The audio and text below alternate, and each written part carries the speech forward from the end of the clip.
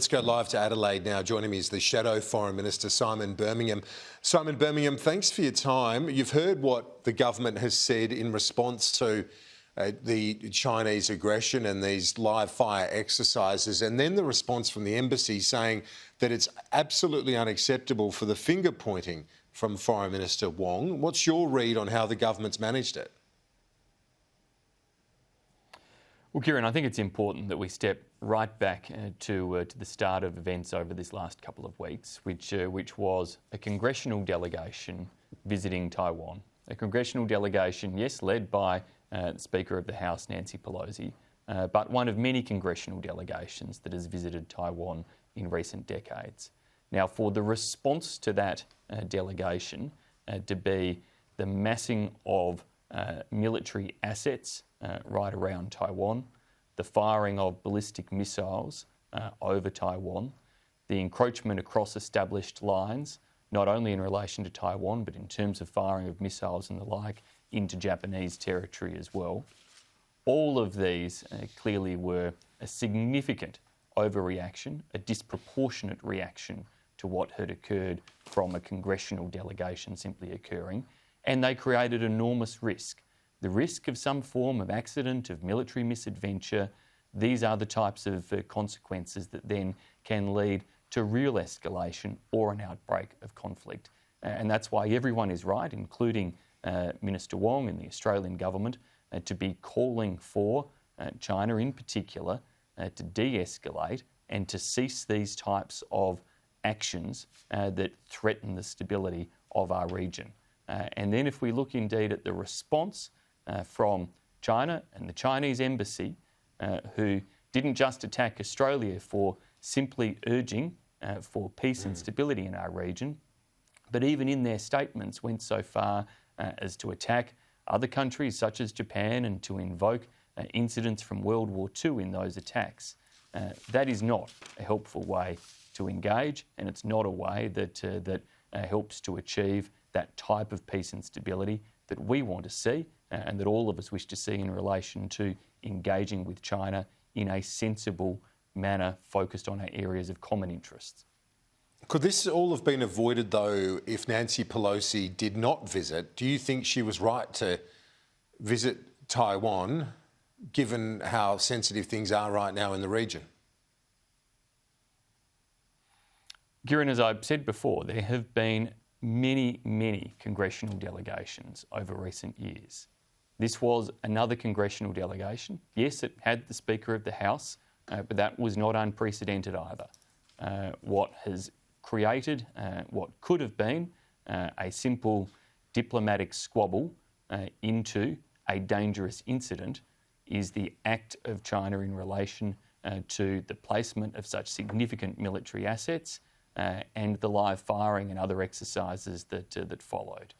That's turned, as I say, what could have been a diplomatic squabble into a dangerous situation, and it's in everyone's best interests for that dangerous situation to be calmed down and for the de-escalation to occur, which means ceasing the types of military activities that we have seen.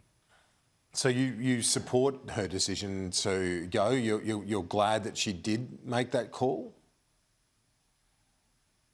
Look, I don't make a judgment in terms of being glad or otherwise. I simply note that it's not inconsistent with past practice. It's a matter between the United States and Taiwan in terms of visits that occur at a parliamentary or congressional level between those two democracies. But it is not inconsistent. Indeed, it is entirely consistent with what's happened over a long period of time. And a simple congressional or parliamentary delegation visiting is not in and of itself posing any danger to anyone. Active military exercises, live firing exercises, amassing of military assets, they pose dangers and they create instability and high risk. The former senior CIA analyst, John Culver, who has looked at the People's Liberation Army over many years, he says that this is a typical playbook from China, using a crisis to then extend operations, military operations in contested territories. That your view of what's happening here?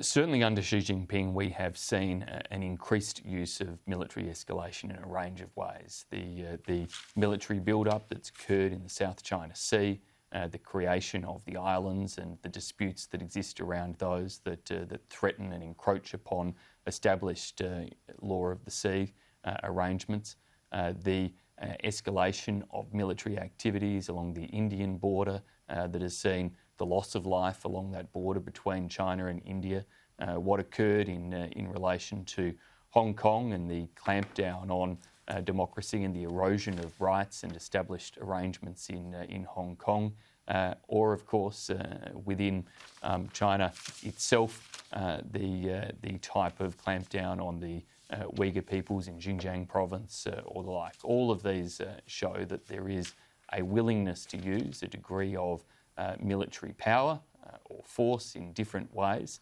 that is troubling. And it's troubling because it creates a real risk in terms of the stability. It erodes, in other cases, human rights. It is contrary to the type of peaceful, prosperous engagement that has enabled such significant growth to occur over recent decades. China's growth from where it was prior to the opening up and reforms from the 1970s through the following decades was an absolute miracle of our lifetime, lifting hundreds of millions of people across Southeast Asia out of poverty and creating enormous economic prosperity. That growth was achieved through opening and engagement with other nations, through embracing greater trading arrangements, through embracing more economic liberalisation and reforms. It is a growth and a prosperity, though, that is threatened by virtue of now an environment of increased tension, and we can see that in terms of some of the economic forecasts and outcomes that are occurring in relation to China at present. And so it really is in everybody's best interest, including China's, for us to see a step back from the type of militarised, potentially conflict-driven attitude back towards one that is looking for engagement on the areas of common interest. Australia, other nations of the region have no desire to change China's system of government or interest in those domestic affairs of China. What we do have a desire is to have peaceful engagement in areas of mutual interest, which we had been forging over a number of decades and growing such a successful trading relationship that was beneficial to both nations and is now jeopardised by this more confrontational attitude that's taken place. Simon Birmingham, Shadow Foreign Minister, thanks for your time. Appreciate it. Thanks, Kieran. My pleasure.